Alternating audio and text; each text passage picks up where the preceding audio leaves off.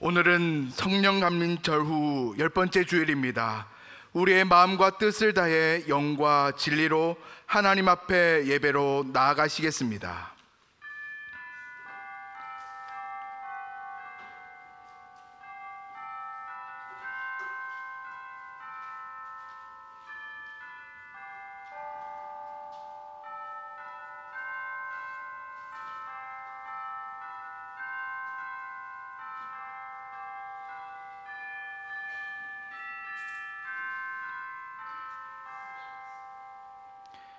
그에게 노래하며 그를 찬양하고 그의 모든 기사를 전할지어다. 그의 성호를 자랑하라. 여호와를 구하는 자마다 마음이 즐거울지로다. 아멘.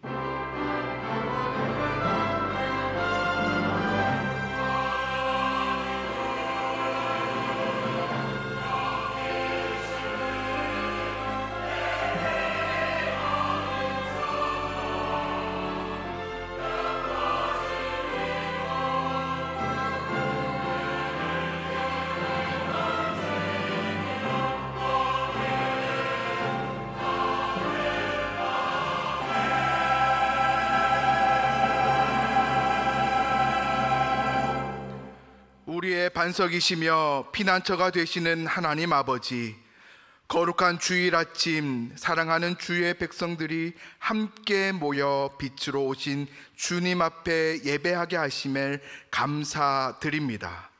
우리의 마음과 힘을 다해 영과 진리로 예배하오니 성령 하나님 이곳에 임재하여 주옵소서. 예배를 통하여 어두운 우리의 눈과 귀를 밝혀주시어 진리의 말씀을 듣고 세상을 능히 이겨낼 진리의 열쇠를 갖게 하여 주옵소서. 순결하신 주님의 음성을 들을 때에 우리의 영안을 열어주시어 의로운 길, 정직한 길, 생명의 길을 걸어가게 하옵소서. 모든 영광을 하나님께 올려드리오며 우리 주 예수 그리스도의 이름으로 기원하옵나이다. 아멘.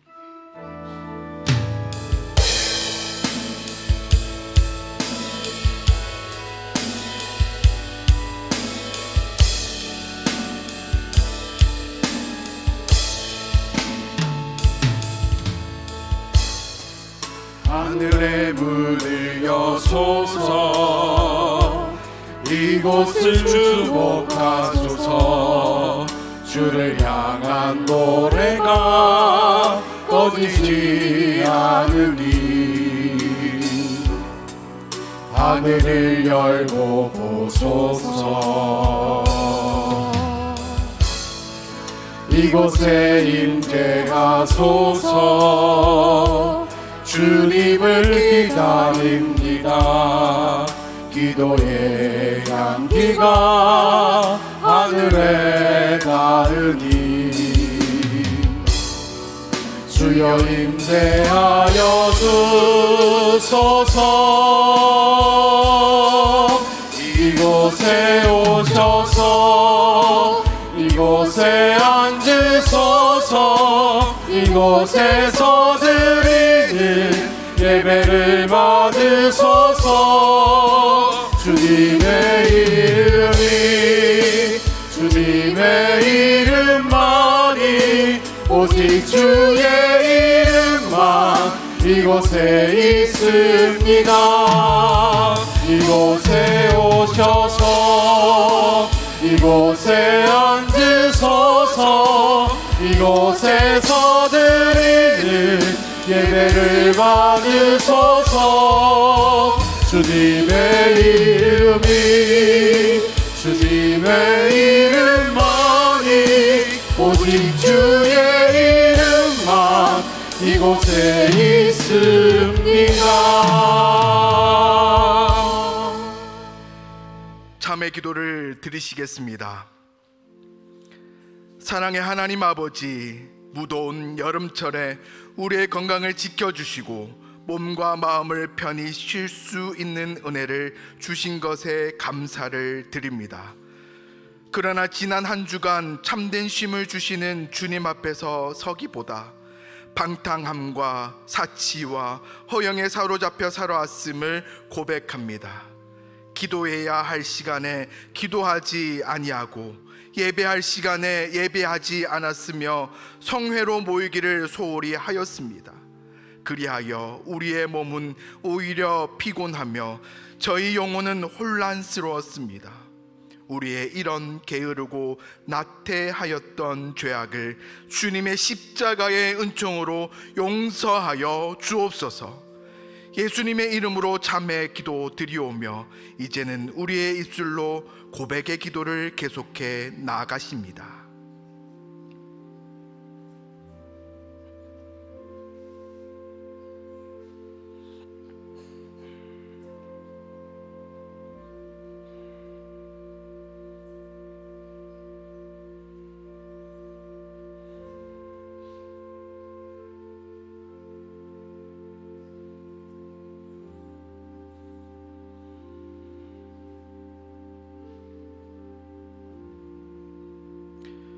내 이름으로 일컫는 내 백성이 그들의 악한 길에서 떠나 스스로 낮추고 기도하여 내 얼굴을 찾으면 내가 하늘에서 듣고 그들의 죄를 사하고 그들의 땅을 고칠지라. 아멘. 나는 전능하신 아버지 하나님 천지의 창조주를 믿습니다. 나는 그의 유일하신 아들 우리 주 예수 그리스도를 믿습니다. 그는 성령으로 잉태되어 동정녀 마리아에게서 나시고 본디오 빌라도에게 고난을 받아 십자가에 못 박혀 죽으시고 장사된 지 사흘 만에 죽은 자 가운데서 다시 살아나셨으며 하늘에 오르시어 전능하신 아버지 하나님 우편에 앉아 계시다가 거기로부터 살아있는 자와 죽은 자를 심판하러 오십니다. 나는 성령을 믿으며 거룩한 공교회와 성도의 교제와 죄를 용서받는 것과 몸의 부활과 영생을 믿습니다. 아멘.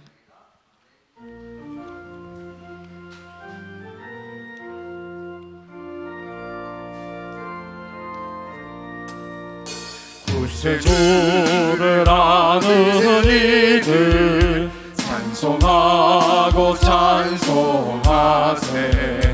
마음과 뜻과 힘 다하여 경배드리세. 주를 알지 못한 이들 주가 친히 인도하사 그의 피로 구속하니 찬송 고르세. 약한 사람 도움받아 시험 중에 참게 되니 모든 죄를 이기림은 믿음뿐이라. 진리 되신 우리 주님 영원토록 변함없네. 성도들아 주를 믿어 길이 섬기세.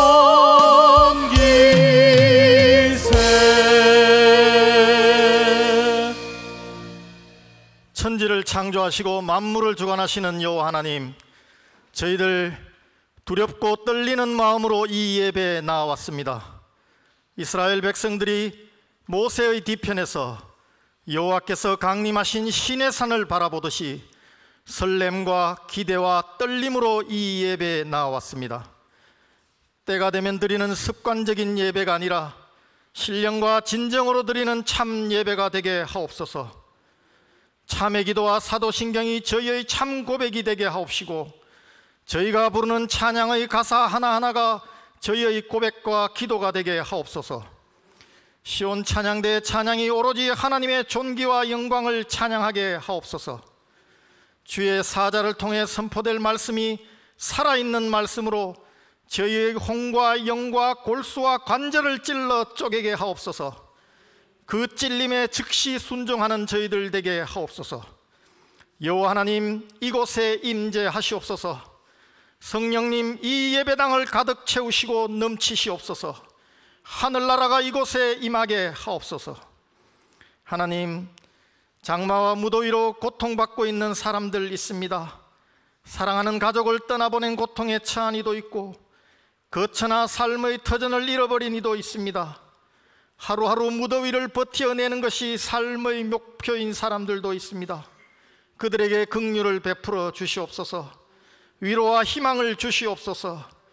도움의 손길이 속히 임하게 하옵소서. 교회가 앞장서게 하옵소서. 그리스도의 사랑을 전하게 하옵소서. 하나님 감사합니다. 언제나 저희를 보호하시고 인도하여 주시니 감사합니다. 하나님, 하나님의 말씀대로 살아가기를 소망합니다. 말씀을 주야로 묵상하며 그 말씀을 다 지켜 행하며 강하고 담대하게 살아가기를 소망합니다. 항상 기뻐하며 쉬지 말고 기도하며 범사에 감사하며 살아가기를 소망합니다. 사탄은 저희에게 자존심을 지키라고 합니다. 돈이 최고라고, 건강이 최고라고 합니다. 그래서 더 노력하고 더 염려하고 더 근심하라고 합니다. 그러나 성령 충만함으로 마음과 뜻을 다하여 여호와 하나님을 사랑하고 어려운 이웃을 내 몸과 같이 사랑할 수 있기를 소망합니다. 때로는 흔들리고 넘어질지라도 다시 일어나 좁은 문, 좁은 길, 예수 그리스도의 길을 걸어가게 하옵소서. 하나님, 한국교회가 성령 대부흥으로 깨어있기를 간절히 원합니다. 하나님께서 한국교회에 맡기신 그 시대적 소명을 한국교회가 잘 감당하게 하옵소서. 대범교회 모든 교역자와 직분자들의 영과 삶을 지켜주시옵소서. 특히 김은혜 담임 목사에게 능력을 더하여 주시옵소서.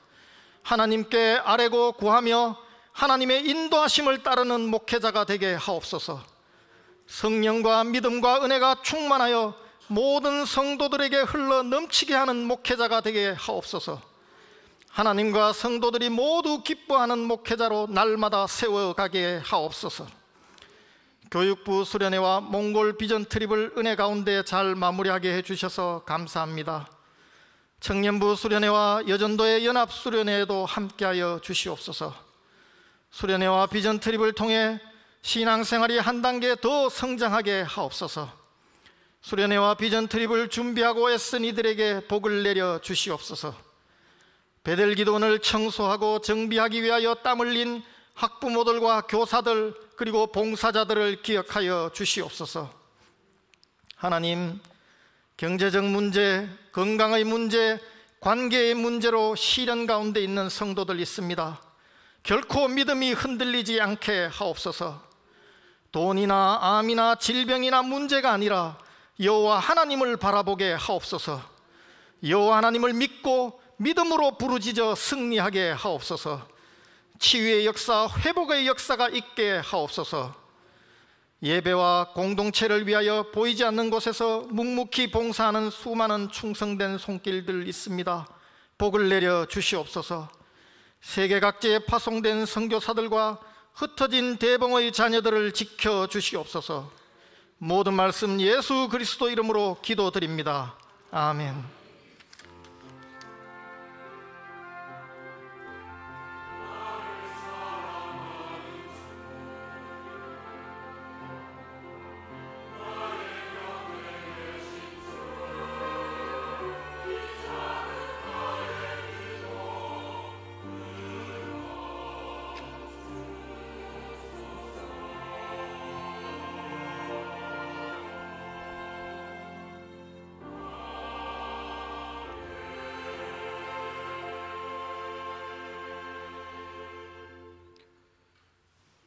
하나님께서 우리에게 주시는 말씀은 신약성경 마태복음 7장 15절에서 27절까지 말씀입니다. 신약성경 신면에 있습니다. 하나님의 말씀을 봉독할 때에 경청하시기 바랍니다. 거짓 선지자들을 삼가라. 양의 옷을 입고 너에게 나아오나 속에는 노략질을 하는 일이라. 그들의 열매로 그들을 알지니 가시나무에서 포도를 또는 엉겅퀴에서 무화과를 따겠느냐. 이와 같이 좋은 나무마다 아름다운 열매를 맺고 못된 나무가 나쁜 열매를 맺나니 좋은 나무가 나쁜 열매를 맺을 수 없고 못된 나무가 아름다운 열매를 맺을 수 없느니라. 아름다운 열매를 맺지 아니하는 나무마다 찍혀 불에 던져지느니라. 이러므로 그들의 열매로 그들을 알리라. 나더러 주여 주여 하는 자마다 다 천국에 들어갈 것이 아니요 다만 하늘에 계신 내 아버지의 뜻대로 행하는 자라야 들어가리라. 그날에 많은 사람이 나더러 이르되 주여 주여 우리가 주의 이름으로 선지자 노릇하며 주의 이름으로 귀신을 쫓아내며 주의 이름으로 많은 권능을 행하지 아니하였나이까 하리니, 그때 내가 그들에게 밝히 말하되 내가 너희를 도무지 알지 못하니 불법을 행하는 자들아 내게서 떠나가라 하리라. 그러므로 누구든지 나의 이 말을 듣고 행하는 자는 그 집을 반석 위에 지은 지혜로운 사람 같으리니, 비가 내리고 장수가 나고 바람이 불어 그 집에 부딪히되 무너지지 아니하나니 이는 주주를 반석 위에 놓은 까닭이요 나의 이 말을 듣고 행하지 아니하는 자는 그 집을 모래 위에 지은 어리석은 사람 같으리니, 비가 내리고 창수가 나고 바람이 불어 그 집에 부딪힘에 무너져 그 무너짐이 심하니라. 아멘. 이 말씀을 통하여 은혜 주실 줄로 믿습니다.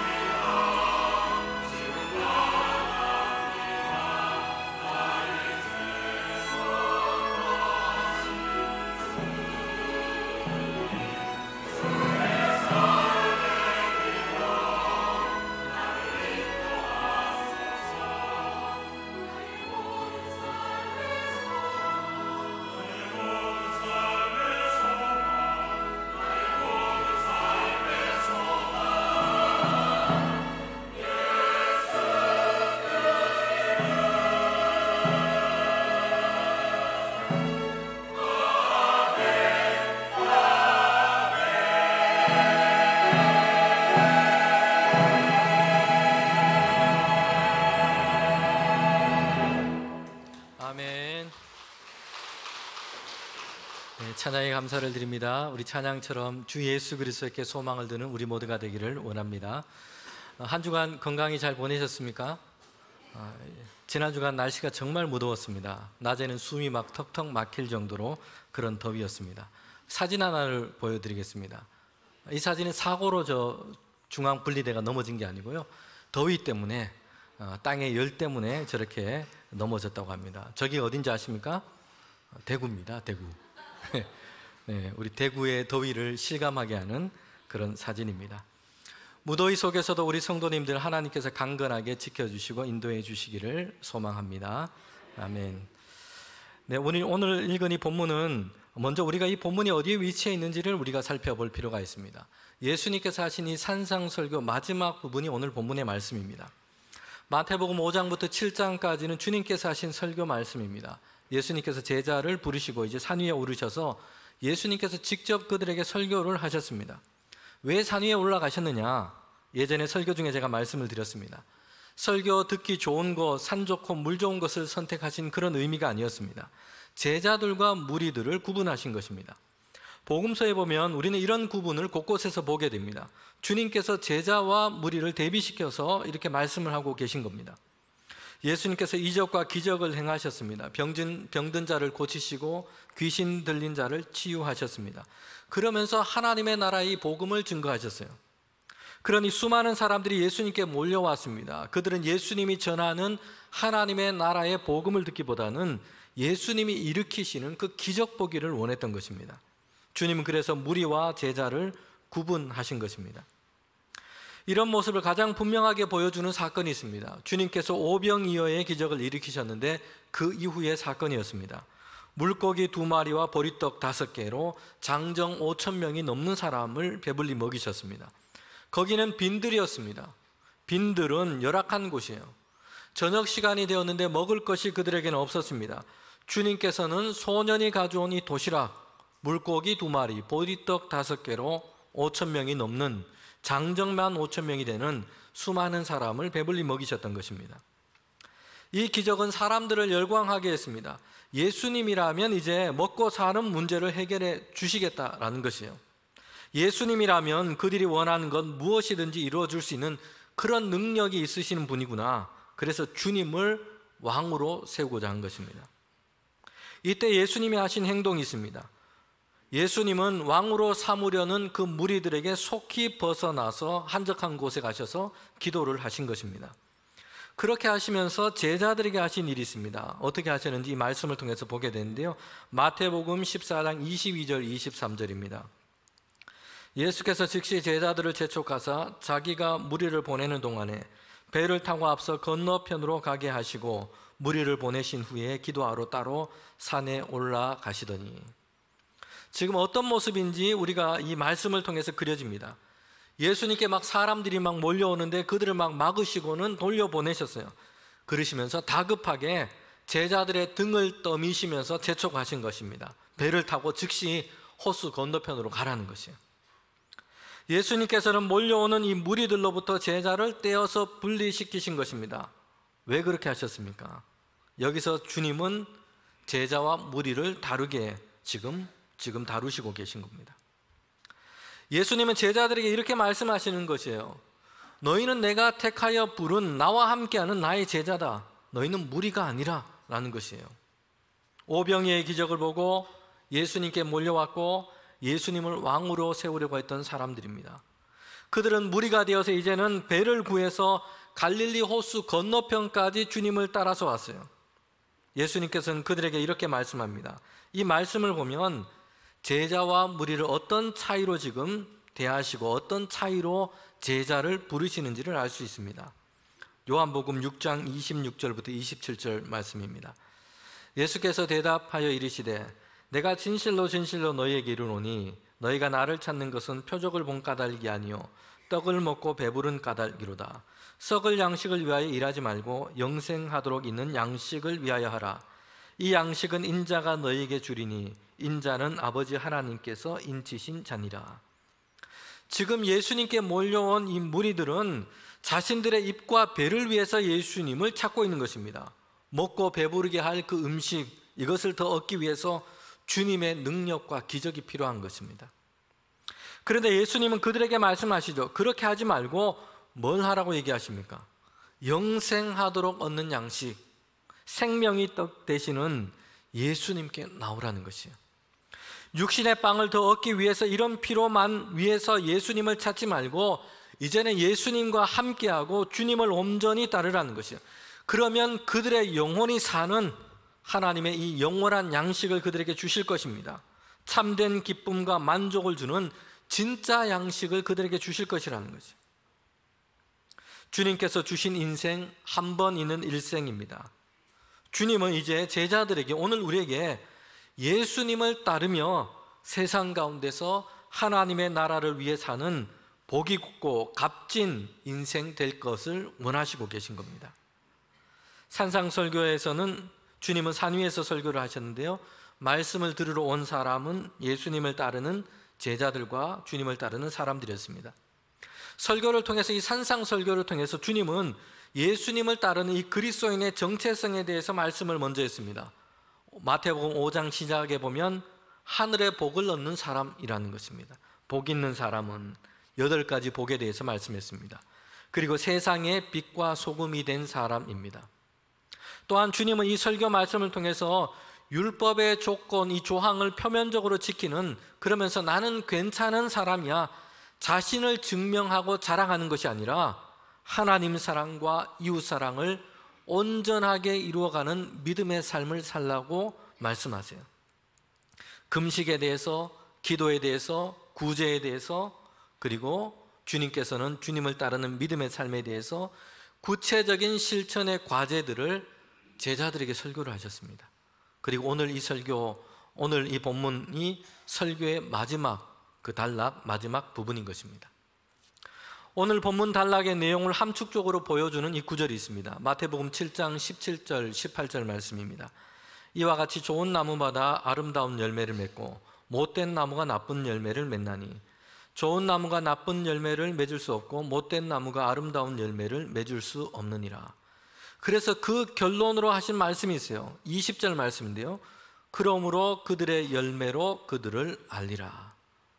성도 여러분, 한번 같이 따라해 봅시다. 열매로 안다. 다시 한번 해봅시다. 열매로 안다.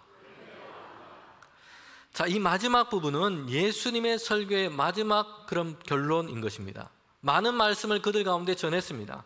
그리고 마지막에 뭐라고 말씀하시냐면 이제는 열매를 맺으라는 것입니다. 열매가 없으면 모양은 그럴듯한데 실제는 참신앙, 참된 신자가 될 수 없다는 것이요, 스스로 점검해보라 라는 말씀을 하시는 것입니다. 특별히 오늘 본문 앞부분에서는 거짓 선지자들에 대한 경고로 시작을 했습니다. 여러분, 예수님 시대뿐만 아니라 성경의 이 구약 시대에도 거짓 선지자들이 활동했습니다.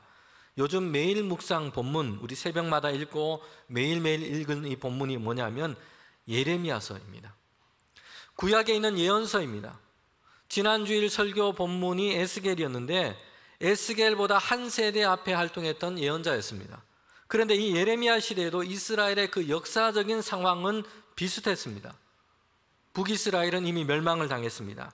그들이 하나님을 떠난 죄악 때문이었습니다.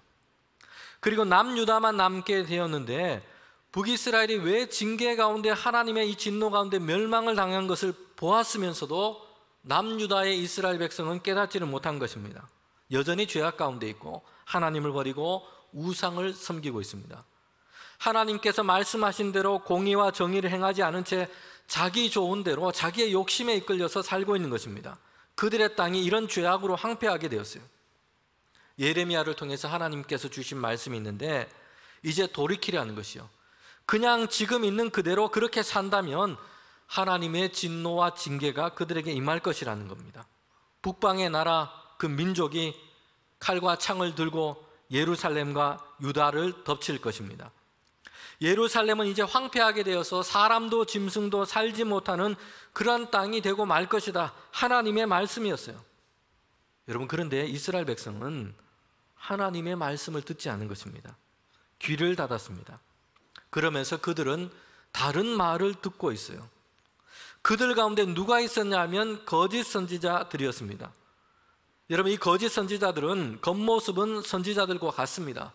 하는 말투도 선지자와 같아요. 하나님이 나를 부르셨고 하나님이 이런 말씀을 주셨다라고 이야기합니다. 그런데 그들이 전하는 이 말은 전혀 하나님의 진짜 주신 말씀과는 반대였던 것입니다. 하나님은 예레미야를 통해서 하나님의 진노, 죄악 가운데 있는 이스라엘을 향한 하나님의 징계에 대해서 말씀합니다. 그래서 이스라엘 백성이 속히 죄를 버리고 하나님께로 돌아올 것을 말씀하고 있어요. 그런데 겉모양도 같고 선지자 행세를 하는 이 거짓 선지자들은 완전히 다른 이야기를 한 것입니다. 하나님의 징계, 심판, 하나님의 진노 이런 것 없다는 것이에요. 칼도 기근도 이런 것 없다는 것입니다. 지금 우리는 잘하고 있고 잘 되고 있고 완전히 평안을 얻을 것이다. 완전히 평안하다는 것이에요. 하나님의 말씀과는 전혀 관계없는 거짓 예언을 한 것입니다. 거짓 선지자들의 이 말은 그들의 말하는 이 내용이 틀렸다는 것뿐만 아니라 더 중요한 것은 이스라엘 백성이 그들 말 듣기를 좋아했다는 것이요. 그래서 진짜 들어야 할 하나님의 말씀을 듣지 않은 것입니다. 그들의 말에 속고 있는 것입니다. 거짓 예언자들 그런 이 예언의 문제, 거짓 가르침에 대한 문제는 구약 시대만의 문제는 아니었습니다. 오늘 우리 가운데도 있습니다. 온갖 이단, 잘못된 가르침들이 있습니다. 스스로 하나님이 보내신 구원자라고 말하는 사이비 교주들이 얼마나 많은지 몰라요. 그리고 예수님 외에도 성인들을 숭배하고 마리아 숭배를 가르치기도 합니다. 성화되고 거룩한 성도들의 삶에 대한 말씀은 다 폐기해버리고 왜곡된 구원론만 가르치는 잘못된 가르침도 있습니다. 여러분, 예수님 당시에도 이런 거짓 예언자, 거짓 교사들이 있었습니다. 사람들의 신앙과 그들의 영혼을 혼미하게 했던 것입니다. 예수님께서는 그래서 이런 거짓 선지자들을 경계해라고 말씀하고 있어요. 7장 15절에 보면 이렇게 말씀합니다. 거짓 선지자들은 양의 옷을 입고 옵니다. 그런데 그 실체, 양의 옷 안에 있는 그 실체는 무엇이라고 얘기하냐면 이리입니다. 속이고 노략하고 해롭게 하는 자들이에요. 그런데 거짓 선지자들을 어떻게 분별하라, 어떻게 무엇으로 분별하라라고 얘기를 하십니까? 말투나 겉모습으로는 안 됩니다. 양의 옷을 입고 있어요. 주님이 말씀하시는 것은 열매를 보라라는 것입니다. 그 사람이 전한 정말 그 말이 하나님께서 하나님의 선하신 뜻과 계획 안에서 지금 이루어지고 있는가, 이것을 보라는 것이요. 그가 전한 말, 실제로 그가 믿고 이것을 따라 살고 있는가, 이것을 보라는 것입니다. 그런데 산상설교 마지막에서 예수님은 거짓 교사, 거짓 선지자들에 대한 분별에 대한 말씀을 하셨지만 이와 함께 중요하게 함께 얘기하고 있는 것을 있다는 것을 우리는 보게 됩니다.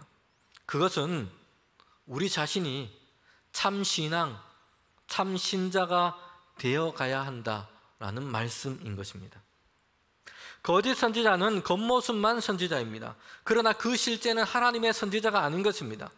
이처럼 겉모습의 신자가 되어서는 안 된다는 것이요. 참 신자가 되어야 한다라고 말씀하고 있는 것입니다. 성도 여러분, 그런데 여기서 예수님께서 말씀하신 기준이 뭡니까? 동일합니다. 다시 한번 따라해 봅시다. 열매로 안다. 열매를 보라는 것이에요. 감별하고 분별하는 것은 사실 쉽지가 않습니다. 여름이 되면 사람들이 참 좋아하는 과일이 있는데요, 냉장고에 넣어두었다가 먹으면 속이 다 시원해집니다. 수분이 많아서 이 갈증 해소도 좋습니다. 수박이에요. 그런데 수박을 고를 때 어떻게 합니까? 저도 수박을 좋아하는데 여름철 제철에 많이 먹기도 합니다. 휴일에 가끔 장을 보러 같이 가는데 마트에 들어가면 제가 처음 하는 것이 있습니다. 마트 입구에 보면 항상 이 수박을 여름철에 싸놓아요. 그러면 마트에 들어가면서 하는 첫 번째 일이 수박을 두드려 보는 것입니다. 잘 익었느냐. 한참 두드리고 있으면 또 수박 사러 온 다른 분들 옆에서 수박을 막 두드려 봅니다. 울림도 좋고 뭔가 느낌이 좋은, 그래서 수박을 삽니다. 그런데 제가 이 기사를 보니까 수박의 전문가들은 이 얘기로는 수박을 그렇게 두드려 봐가지고는 구별을 할 수 없다고 합니다. 구별이 안 된다고 그래요. 전문가들도 두드려 보고 이렇게 구별을 안 한답니다. 만약에 우리가 두드려서 정말 샀는데 이 수박이 정말 맛있다면 소리가 좋고 진짜 내가 소리를 잘 듣고 두드려 보고 맛있는 수박을 분별해서 고른 게 아니고요, 그냥 잘 얻어 걸린 겁니다. 참 신자가 누구이고 참 신앙은 어떤 모습인가? 예수님은 지금 수박을 감별하듯이 다른 사람을 이렇게 감별하라고 말씀을 주시는 것이 아니에요. 저 사람은 신앙이 괜찮은 것 같고 잘 익었고, 저 사람은 아직이네, 서리겠네, 이렇게 다른 사람들을 감별하고 판단해 보라고 하신 말씀이 아니에요. 우리 스스로가 바른 신앙과 믿음 위에 서 있는지 이것을 돌아보라는 것이에요. 여러분, 그런데 그 기준이 뭐냐고 하면 열매로 안다는 것입니다. 주여 주여 부르짖고 선지자 노릇을 하기도 합니다. 심지어는 귀신을 쫓아내기도 하고요, 하나님의 이름으로 권능을 행하기도 합니다. 그런데 하나님이 인정하지 않으시는 잘못된 신앙에 사로잡혀 있다는 것입니다. 하나님께서 그들을 향해서, 주님께서는 그들을 향해서 말씀하세요. 나는 너희를 도무지 알지 못한다. 불법을 행하는 자들아, 내게서 떠나가라. 여러분, 그 차이가 어디에 있냐고 주님이 말씀하고 계세요. 열매로 안다는 것입니다. 가시나무는 포도를 맺지 못합니다. 엉겅퀴에는 무화과를 얻을 수 없습니다. 좋은 나무가 아름다운 열매를 맺게 되어 있습니다. 못된 나무는 나쁜 열매를 맺게 되어 있어요. 그래서 그 열매로 나무를 알 수 있어요. 이 나무가 어떤 나무인지 열매를 보고 안다는 것이에요. 포도나무인지 가시나무인지 알 수가 있습니다. 그리고 그 열매로 또 무엇을 알 수 있냐면요, 나무의 종류뿐만 아니라 나무의 상태를 알 수 있어요. 그 나무가 건강한지, 좋은 나무인지, 그렇지 못한지를 알 수 있다는 것입니다. 그러면 우리에게 이런 의문이 듭니다. 열매로 안다 했는데 신자에게 있어서, 신앙의 문제에 있어서 좋은 열매를 맺는다는 것은 도대체 어떤 의미인가, 어떤 뜻인가 하는 것입니다. 예수님은 너무나 친절하게 분명하게 우리가 헷갈리지 않도록 오늘 본문에서 말씀을 해 주셨어요. 7장 20절에 보면 그러므로 그들의 열매로 그들을 알리라 말씀하시고 이어서 설명을 하세요. 21절입니다. 나더러 주여 주여 하는 자마다 다 천국에 들어갈 것이 아니요 다만 하늘에 계신 내 아버지 뜻대로 행하는 자라야 들어가리라. 24절에도 다시 말씀합니다. 그러므로 누구든지 나의 이 말을 듣고 행하는 자는 그 집을 반석 위에 지은 지혜로운 사람 같으니. 여기서 우리는 주님이 말씀하시는 좋은 열매를 맺는다라는 뜻이 무엇인지를 알 수 있습니다. 좋은 열매를 맺으려면 무엇을 해야 하는지 말씀하고 있어요. 주여 주여 할 것만 아니라 하나님의 뜻대로 내가 행하는 것입니다. 성도 여러분, 우리는 언제 주여 주여 합니까? 나의 소원, 내가 원하는 것, 나의 필요, 내가 아픔과 힘든 것이 있을 때 주여 주여 주님을 이름을 부르짖습니다. 예수님께서는 그렇게 주여 주여 하지 말라는 말씀을 하고 계신 게 아니에요. 부르짖어야 합니다. 산상설교에도 보면 구하라, 찾고 두드리라 말씀했어요. 성도 여러분, 그런데 주님은 그것만으로 내가 지금 신앙생활을 잘하고 있고 열심히 하고 있다라고 생각하지 말라는 것이에요. 24절의 말씀처럼 이제 우리가 구하고 찾고 두드릴 때에, 하나님의 뜻을 깨닫게 될 때에 그것을 듣고 행하라는 것입니다. 말씀대로 살아가는 것입니다. 이것이 열매를 맺는 것입니다. 예수님 시대에도 하나님의 말씀이 있었습니다. 주님이 주신 계명이 있었습니다. 가르침은 많았습니다. 그런데도 듣고도 행함은 많지 않았다는 것이에요. 듣는 사람뿐만 아니라 선지자로, 율법 교사로 하나님의 말씀을 말하고 가르치는 사람들도 많았습니다. 그들 역시 말하기는 하는데 그것을 행하는 일에는 진심을 두지 않았던 것입니다. 이런 불균형은 오늘 우리 시대도 예외가 아닙니다. 한편에서는 더욱더 심각하기도 합니다.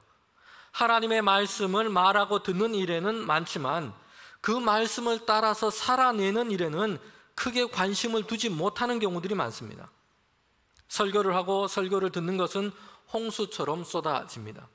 그러나 듣고 읽은 이 하나님의 말씀으로 살아가는 일에는 빈곤한 시대가 되었다는 생각이 듭니다. 설교자인 저 자신의 모습이기도 합니다. 그래서 목회자인 저의 소원과 간구는 하나님께서 주시는 말씀을 전하되 그 후에는 그 말씀을 따라서 내가 살기 위해 마음을 다하는 것입니다. 하나님의 은혜와 도우심을 구하는 것입니다. 예수님은 산상설교 마지막에 이 본문을 두었습니다. 뭘 뜻합니까? 예수님이 하신 이 설교 말씀을 듣는 것에서 그치지 않고 따라서 이제는 이 말씀을 따라서 살아가야 한다는 것입니다. 설교의 마침표는 잘 들었느냐, 잘 이해했느냐에 있지 않습니다. 이것을 행하느냐, 살아가느냐에 있는 것입니다. 몇 주 전에 온라인에 올라온 글이라고 하면서 짧은 기사를 이 신문에 소개된 일이 있습니다. 세상에 이런 일이, 이런 종류의 기사였습니다. 한 여성이 남편과 겪었던 정말 속타는 일을 적어 놓았습니다. 남편과 오랜만에 외식을 했어요. 밥을 먹으면서 외식을 하면서 이런저런 얘기하다가 부부가 마음이 맞았는데 로또를 한번 사볼까 하는 것이었어요. 복권을 사는 일에 마음이 맞았던 겁니다. 그래서 먼저 두 사람이 머리를 맞대고 번호 6개를 다 이렇게 적었습니다. 이 번호로 이 복권을 사자라는 것이었어요. 이제 집으로 돌아오는 길이었습니다. 아내는 잠시 이제 가는 길에 차에서 내려서 이 장을 보러 가고 남편이 그 번호로 복권을 사기로 한 겁니다. 한 주간이 흘렸어요. 까맣게 잊고 있었는데 이제 뭐 재미로 뭐 복권 로또를 사려고 했으니까 한 주간이 이렇게 지나고 까맣게 잊고 있었는데 갑자기 생각이 났어요. 그래서 지난 주간에 당첨 번호가 어떻게 됐는지 혹시나 하는 마음에 확인을 하는 순간 놀라서 자빠질 뻔했습니다. 번호 6개가 다 똑같았어요. 1등에 당첨된 것입니다. 그래서 너무 놀라서 기뻐서 남편에게 이 소식을 전한다고 전화를 했습니다. 남편이 이 전화 소식을 듣고는 막 이 아내는 남편이 막 환호성을 지르고 막 이럴 줄 알았는데 침묵이었어요. 묵묵부답이었습니다. 나중에 알고 보니 그날 집으로 오는 길에 날씨도 덥고 차에서 내리기 귀찮아서 남편이 그냥 왔다는 겁니다. 갑자기 속이 쓰리고 아파오면서 이제 남편만 보면 화가 치밀어 오른다고 이런 이야기였습니다. 생각만 하고 행하지 않은 것입니다. 생각했으면 이제 로또를 사라라는 말씀이 아니고요. 로또와 비교할 수 없을 정도로 하나님 안에서 복 있는 삶을 살도록 오늘 우리에게 하나님의 말씀, 성경 말씀을 우리에게 주셨습니다. 창조주 하나님께서 우리 인생을 위해서 주신 매뉴얼입니다. 복 있는 인생, 삶을 위한 말씀이에요. 읽고 듣고 거기에만 그치지 않고 이제 그것을 행하고 살아가라라는 것입니다. 예수님은 열매 맺는 신앙이란 무엇인지 말씀했습니다. 하나님의 뜻대로 주님께서 주신 말씀대로 행하는 것입니다. 지혜로운 사람은 읽고 또 읽고 듣고 또 들어서 많이 알고 있는 사람이 아니에요. 주님께서 말씀하신 지혜로운 사람, 진짜 지혜로운 사람은 누구냐 하면 주신 말씀을 따라서 살고 행하는 사람이 지혜로운 사람이라고 말씀합니다. 오늘 본문 마지막에 보면 집을 지은 사람을 비유로 얘기하고 있습니다. 한 사람이 집을 지었는데 멋지게 지었습니다. 좋은 건축 재료를 가지고 지었고 제대로 지었어요. 디자인도 좋고 세련됩니다. 그런데 이 사람은 모래 위에 집을 지었습니다. 또 한 사람도 집을 지었는데 이 사람은 반석 위에 지었습니다. 그런데 어떻게 되었습니까? 날씨가 좋을 때는 괜찮았어요. 그런데 맨날 날씨가 좋은 것은 아닙니다. 바람도 불고 비도 오고 태풍이 올라오기도 합니다. 그럴 때 이제 둘이 달라지게 되는 겁니다. 모래 위에 지은 집은 심하게 무너져 버리고 말고요. 반석 위에 지은 집은 끄떡이 없어요. 든든하게 서 있습니다. 무너지지 않아요. 이 둘의 차이가 어디에 있습니까? 어디에 집을 지었느냐? 모래 위냐? 반석 위이냐입니다.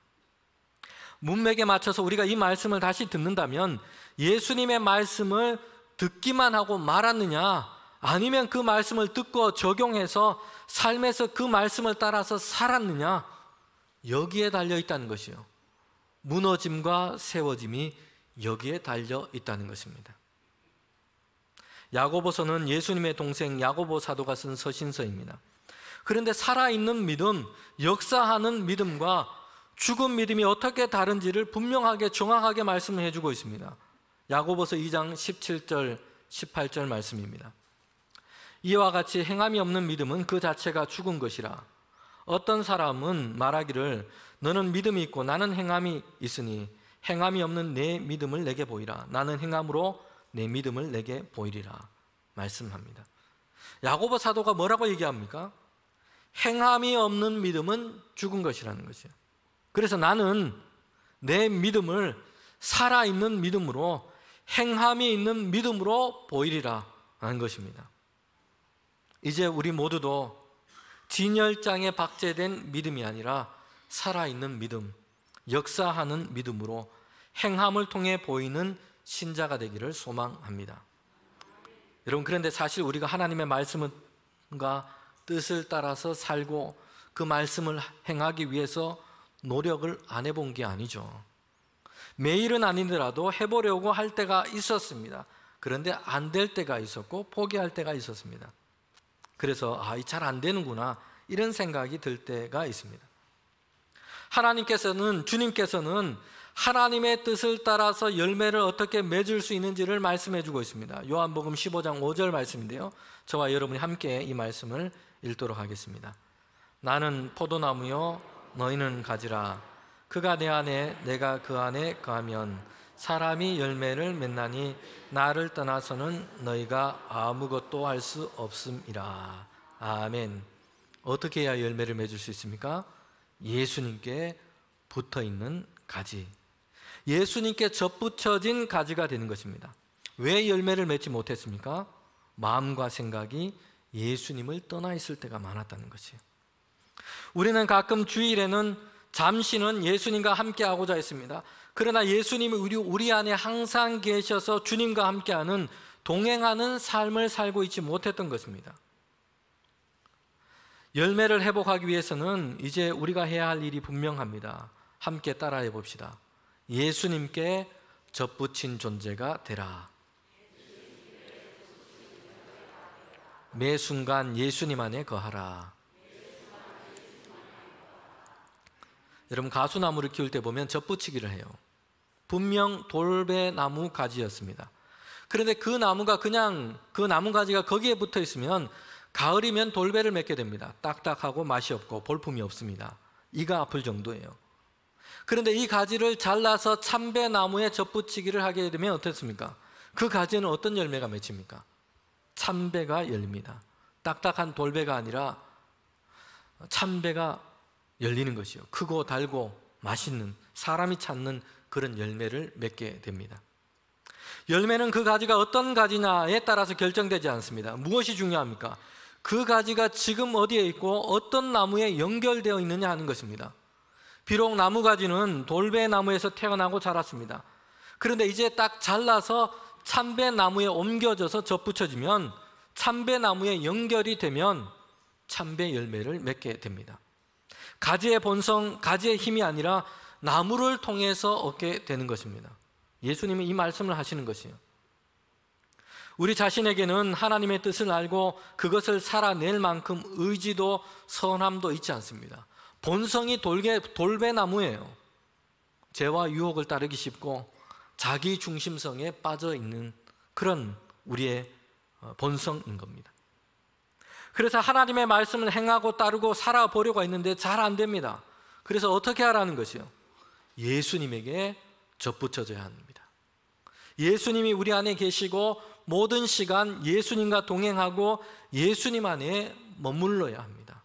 그래야 열매를 맺게 됩니다. 내가 무엇을 하려고 하기보다는 어떻게 하라는 것이요? 내가 모든 시간 주님과 연결되어 있기를 원하고, 그래서 주님께서 나에게 믿음을 공급하시고 은혜를 공급하시고, 그래서 주님이 우리를 통해서 열매 맺도록 하시는 것입니다. 오늘도 하나님의 말씀을 우리가 들었습니다. 읽었습니다. 그러면 한 구절, 한 가지 말씀이라도 이제 우리의 삶의 현장으로 이것을 가지고 가야 합니다.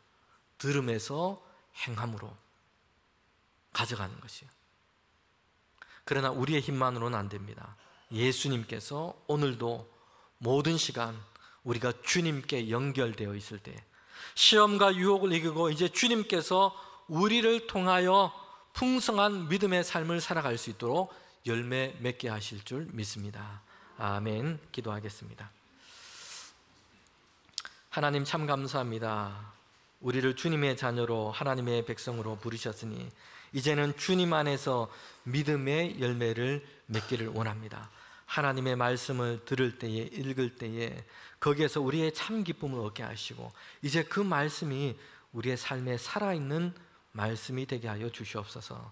하나님, 우리가 모든 시간 주님께 연결되어 있기를 원합니다. 그래서 시험과 유혹을 이기고 주님께서 우리를 통해 풍성한 열매를 맺으실 수 있도록 믿음의 삶을 살아갈 수 있도록 우리를 붙드시고 인도하여 주시옵소서. 예수님의 이름으로 기도합니다. 아멘.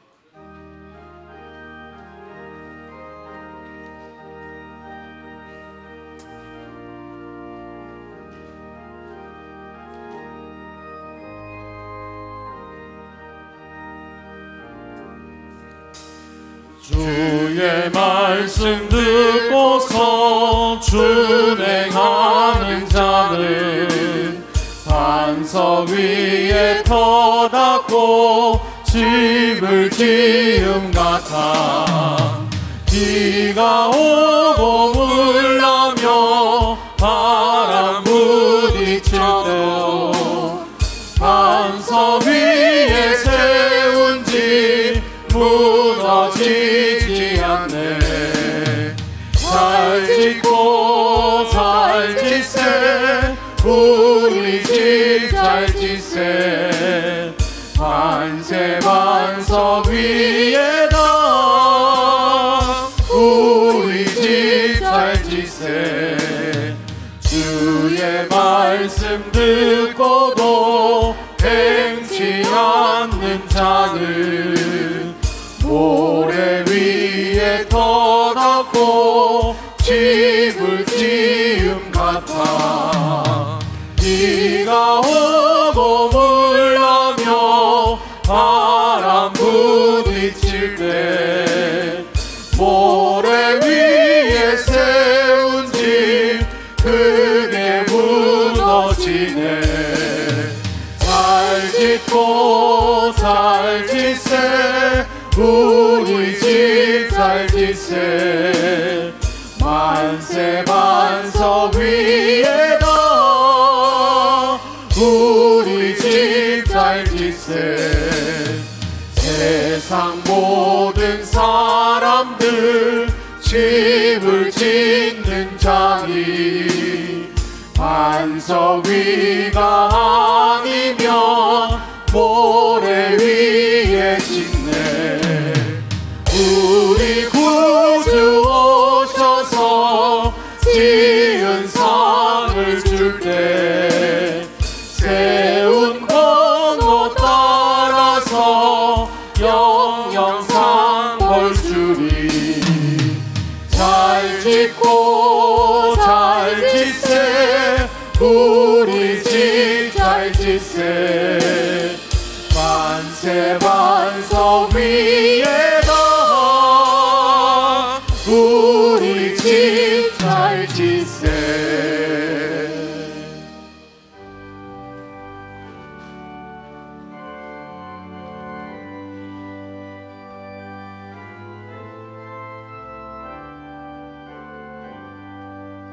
나의 보아 드리니 주여 받아주셔서 하늘나라 위하여 주 뜻대로 쓰소서.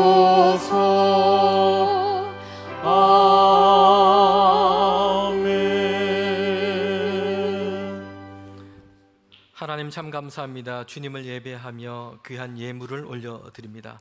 하나님께서 우리에게 생명 주시고 건강 주시고 가정과 일터를 허락해 주셨습니다. 주님께 주신 것 그 은혜를 따라 감사함으로 구별하여 물질의 일부를 구별하여 하나님께 올려드립니다. 귀한 예물을 주님 받아 주시옵소서. 우리 성도들의 믿음과 사랑과 감사를 주님 연락하여 주시옵소서. 하나님, 특별히 우리 성도들 모든 가정마다 주님의 은혜를 더하여 주시옵소서. 무더운 일기 가운데서도 하나님 일터에서 일하고 가정을 돌보며 주님께서 맡겨주신 일들을 감당할 때에 건강하게 하시고 영과 육이 강건할 수 있도록 주님께서 붙드시고 축복하여 주시옵소서. 하나님, 귀한 예물을 올려드립니다. 성도들의 가정마다 주님께서 평강 더하여 주시며 하나님의 은혜로 채워주셔서 날마다 여호와 하나님을 경외함으로 복 있는 삶을 살아가는 귀한 가정들 될 수 있도록 인도하여 주시옵소서. 하나님, 예물이 사용되는 곳에 하나님의 선한 뜻 가운데 사용될 수 있도록 인도하시고 주님 그리스도의 복음과 교회와 선교지마다 믿음과 하나님이 주신 은혜로 세워져 가는 일에 귀하게 쓰임받을 수 있도록 인도하여 주시옵소서. 예수님의 이름으로 기도합니다. 아멘.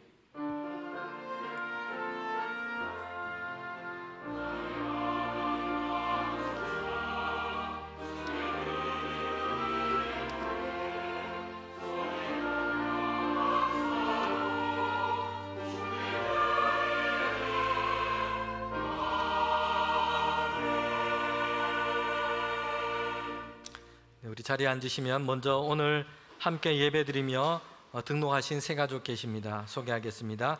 이영섭 성도님, 김하영 안수집사님, 이기득 권사님께서 인도해 주셨습니다. 우리 잠시 자리에 일어나시면 환영하도록 하겠습니다. 환영합니다. 네. 찬양. 네.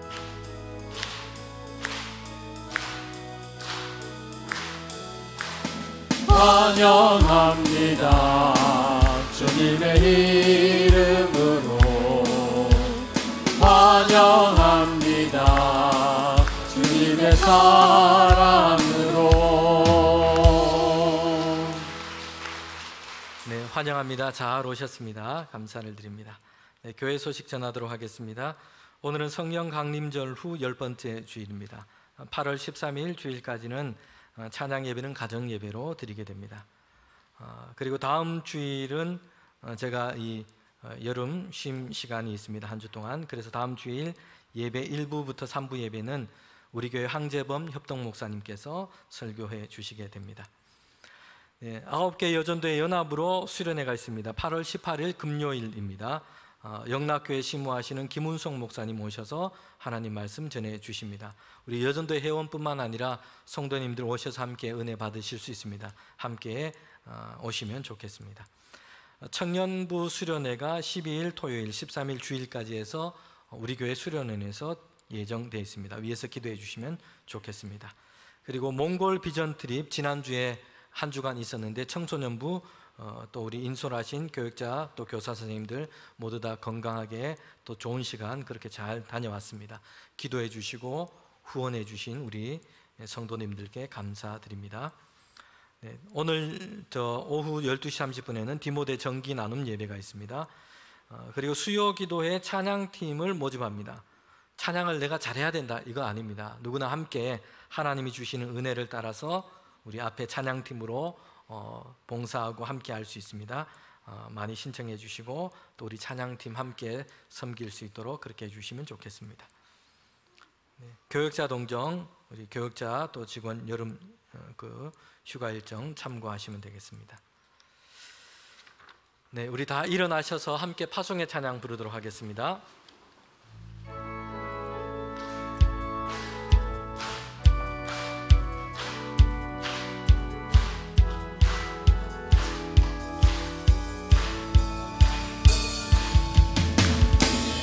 그날이 도적같이 이를 줄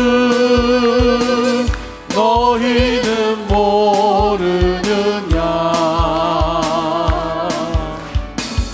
늘 깨어 있으라 잠들지 말아라 주님과 동행하라.